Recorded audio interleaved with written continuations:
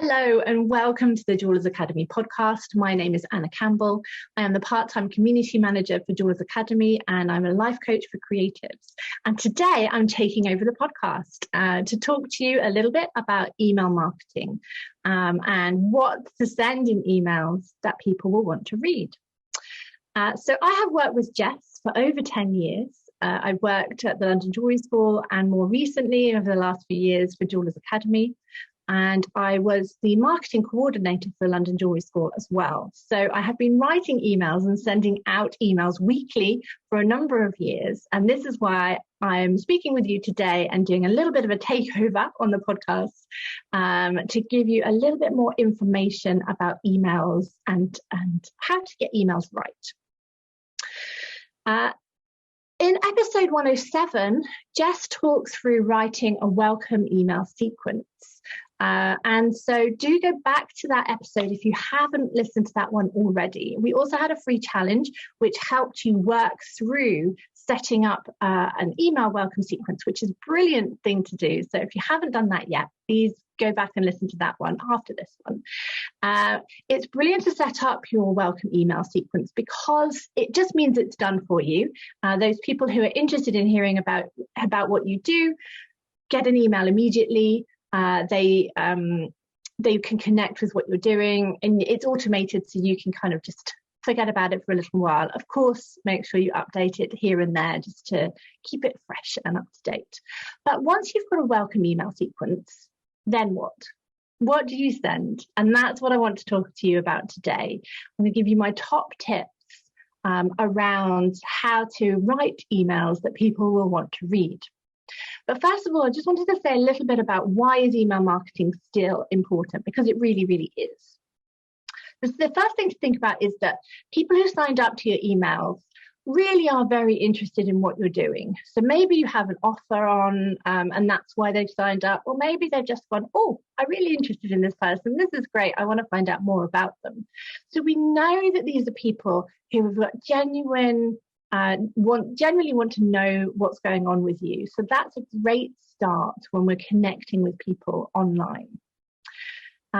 Secondly, we can contact previous buyers, and it's always great to be able to contact previous buyers. They already know about what we do. They're already interested in what we do. They may need more jewelry. They may need some gifts for other people. So it's a brilliant way of kind of keeping in contact with and connecting with people who have bought from you previously. Having emails is a really brilliant way of building relationships. We buy from people that we know, like, and trust, as Jess has said many times on the podcast. And emails is one of the ways we can kind of build that relationship and build that trust. So people know who we are, know what we do, and particularly people with handmade items, they really want to know about our story. They want to know why we do what we do. They're not buying from a corporation, they're buying from us. And they, if anyone said, oh, I love your jewelry, they might say, oh, I got it from this amazing jeweler in London who does this, who's influenced by that. That's that kind of connection that people who love handmade really want to make. And so our emails are a brilliant way of doing that. Email marketing continues to be one of the best ways of selling. So if you have offers and things, it's a great way of selling. So we're not going to be selling all the time in our emails. That will be just at certain times, but it's still one of our best ways of communicating to our customers and letting them know what we're doing. And it's a more secure thing than our social media. Social media is brilliant. We love it, as you know, but having your own email marketing list is security, because we own that list. Hopefully it wouldn't happen, but if something went wrong with the social media platform, or they went in a direction that you aren't that interested in, you can have built up a lot of work on that, and it hasn't come to fruition. Whereas your email marketing list, that's yours. You own that data, and so therefore you can kind of take that wherever you want to go. So let's get into it, shall we? So my first tip for what to say and how to kind of build a great connection with your email customers is to have one person in mind and write to them. So if you've ever done any work on who is my ideal customer, who do I want to sell to, if you've been selling for a little while and you know quite well who your ideal customer is, then you can write directly to them. And it is really good to have that one person in your mind. Perhaps it's a regular customer, perhaps it's just the person you would love to buy your jewelry, but write with them in mind. It just gives a little bit of a different kind of energy to what you write, I think, when you have that one person in mind. And it is also important to write as though to one person. Sometimes people go, hi everyone, hope you're doing well, and those kinds of things. But actually with an email, what you want to do is write to a specific person. Go, hi, how are you doing? I hope you're doing well. And just have that kind of connection with them. Because remember, when somebody's reading your email, it's just that one person reading your email. It's not a group. You're not standing on a stage and going, hi everyone, how are you? You're writing to that one person, and it makes it, it gives us more connection with the customer. It makes it a little bit easier to read. It also makes the person feel a little bit more special. If it's like, oh, hi everyone, you feel like, oh, I'm in a group here.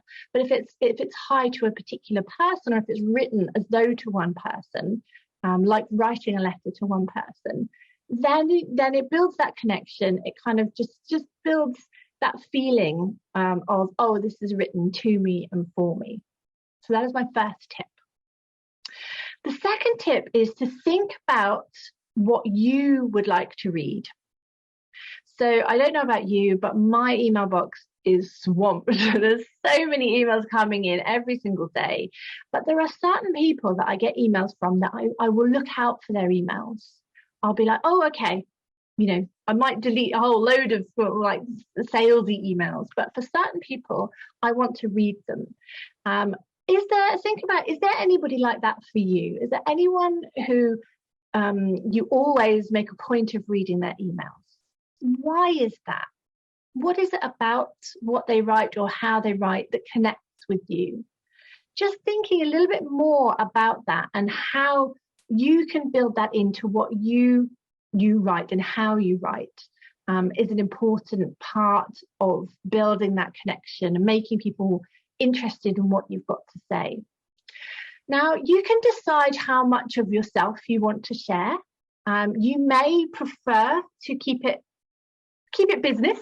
So kind of me be talking a little bit about, you know, what you've been up to, what you're inspired by, what you're making at the moment, what's on your bench right now. You can always keep it along those lines. Or you could think a little bit more about what could you happily share that's maybe a little bit more personal. And it is up to you where you go on the spectrum here. You may want to be, you know, sharing quite a lot about yourself. You may not. And it's completely fine whichever way you want to go, but make a decision on what that might be. We, as I said, we buy from people we know, like, and trust. And so building a little bit of an understanding of who the person is, what they're inspired by, you know, all of that really helps to build that connection. I keep talking about connection because it's so important to build that connection with your customer and your potential customers. So have a little think about, what would you want to read? What would you open up? What would make you interested to read on and read more?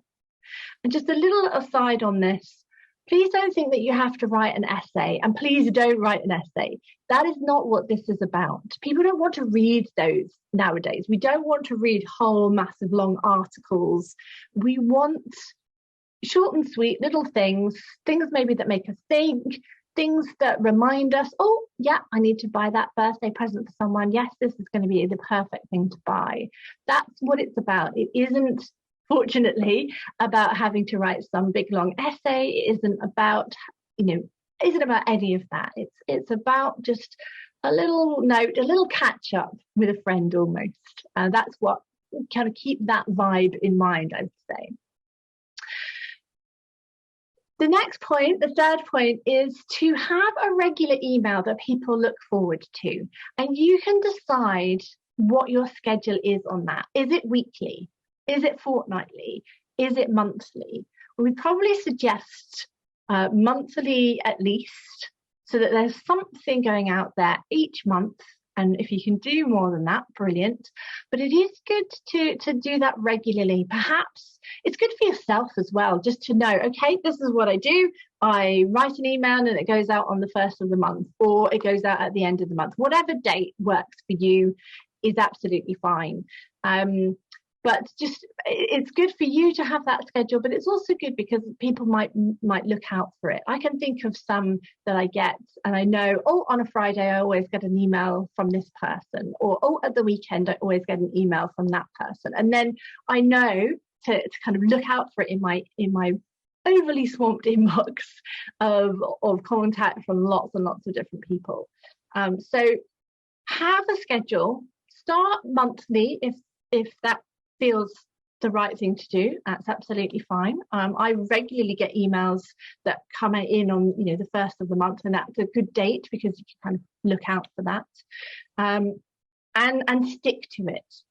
And with all of these things, it's about having a rhythm, it's about sharing, and if we do that over a number of months, then people will start to know that it's there, they'll start to expect it, and then that's good for you because that will help you make sure, oh yes, I need to make sure I do my email because it's nearly the 1st of the month or whatever.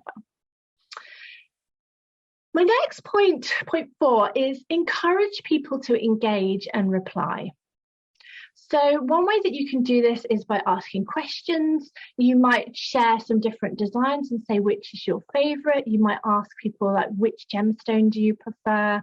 It is actually a great way of doing some little market research and seeing what people like and what people are drawn to. But it's also a way of just kind of encouraging that engagement, and then you can reply back to them. Now, that's not to say that everyone on your email list is going to reply to you, because they won't, but some will. And then that means you can go, oh, thank you so much. I really appreciate you engaging me with, and telling me that. Yes, I love amethyst too. And, and you can start a little bit more of that connection with people. I feel like today there's so many different options out there. There are so many places to buy. But what we're all looking for is something more, something deeper, and being able to connect with the artist, with the jeweler, and actually email back and forwards with them is a really nice thing for us to be able to do. And it's a lovely thing for us to be able to offer to our customers. As I say, not everyone will do it. Only a small percentage will respond or will reply. But those that do, then you have an opening. Then you can start talking to them, and you can really go a little bit deeper with that. So that's a really helpful one for us to use. Point 5, don't call it a newsletter or a mailing list. It may well be a newsletter. They may well be getting onto a mailing list, but those words sound a bit boring. So what else could you call it? What would work with you, with your brand? Think a little bit around that. What would work? So I know some people who call it a love letter. Some people call it a guide. Some people call it an update. What would work for you? What would make sense within the type of jewelry that you make? What word could you use instead? Because if you say like, oh, join my newsletter, or oh, join my mailing list, it's like, oh, suddenly you start to think, oh, I'm on all these mailing lists. Oh, I get all these newsletters. But if it's like, oh, get my love letter each week or each month, suddenly it feels a little bit more enticing, a little bit more, yes, let's do this. So just think a little bit around what will work for you, what works for your customers, what might your ideal customers be attracted to. How can you use language around that, I would say. Point number 6, is a technical thing around getting through spam filters, which is important because when somebody signs up to our mailing list, we want to make sure that they actually receive our emails. We don't want them to end up in their junk folder or in their spam folder, and that can sometimes happen. So there are a few little tips that I can give you from my many years of working with very large mailing lists. And there are some things that people don't necessarily know to do. So my first tip around this is always put text first and not an image. Now you might think, okay, well, it's a newsletter, or whatever it might be. Oh, I want to put an image at the top and then I'm going to put some text. But actually, spam filters notice when there are images first in an email, and it tends to suggest that it's a promotional email, a promotional post, and so therefore it's more likely to get kind of diverted into by a spam filter. So even if you have a little bit of text at the top that says, "Hello, how are you? I hope you're doing well. This August I'm doing X, Y, Z," a little bit of that, and then put an image. But do make sure you've got text at the top. Even a logo. A logo counts as an image, and I know sometimes we have these beautiful emails that have a logo at the top and they have everything. Take the logo out. Sorry, put it somewhere else. Maybe put it at the bottom, but take it out and have just text first. Even if it's a few lines of text, it does make a difference. Next tip for this is have 3 images at most. Now, sometimes people try and put loads of images in of all of the things from their new product range or images of what you're up to, but again, if there's lots of images in there, it shows as a promotional email. So I would say put 3 in at most. Now, if you do have a new product range you want to share, of course, what you could do is in Canva or in Photoshop or something like that, you can actually create one image with lots of images in, and that's fine because that still counts as one image. It's about how many images, JPEGs, PNGs, whatever, are actually showing as being within the email. So hopefully that makes sense. So if you do want to put multiple images in, you could do that and kind of edit that into one image up to upload. Hopefully that makes sense. But have 3 images at most, I would say. I normally tend to go for 2, but 3 at most. Also, limit the number of links that you have. I would say 2 or 3. And this, for the same reason, the spam filters notice there's lots of links in this. This must be a promotional post. Let's get that into the spam or get that into promotional updates. So it is important to make sure that you have a few links, obviously. It is good to have what we would call a call to action. So what is the one thing you would like them to do from reading your email? Sometimes that will be about buying something. It might be a link to the website. It might be a link to a new product range. It might be a link to a blog post. You might be asking people, oh, do follow me on Instagram or Facebook, and you can see what I'm up to more regularly.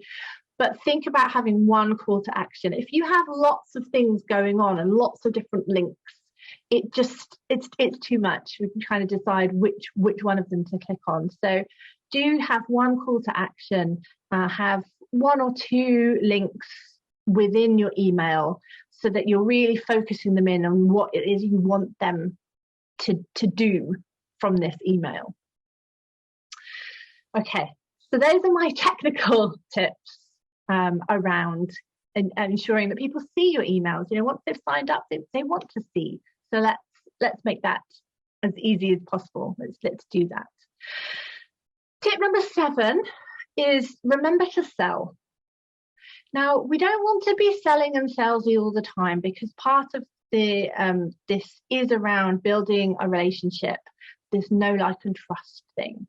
But at certain times of the year, you will have offers on. You may have a new collection, a new summer collection, a new winter collection that you want to share.